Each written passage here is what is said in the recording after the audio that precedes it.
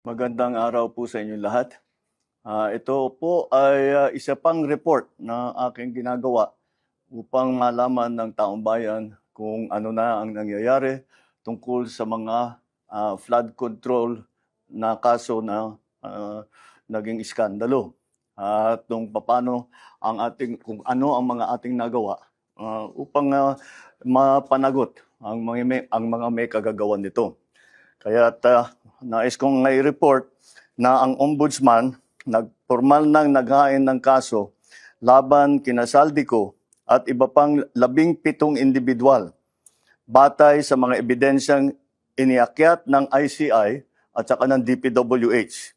Hindi po ito haka-haka, hindi po ito kwento. Ito po ay tunay na ebidensya. At ito po, para hindi ko na babasahin, pero makikita naman ninyo sa phone ninyo, ito yung listahan ng may arrest warrant na. At ang susunod na hakbang, ay wala nang paligoy-ligoy pa, ang ating mga otoridad ay siyempre papatupad na nila itong mga arrest warrant na ito. Aarestuhin na sila, ihaharap sa korte at pananagutin sa batas. Walang special na pagtrato, walang sinasanto. Ako ang nagsimula nitong lahat.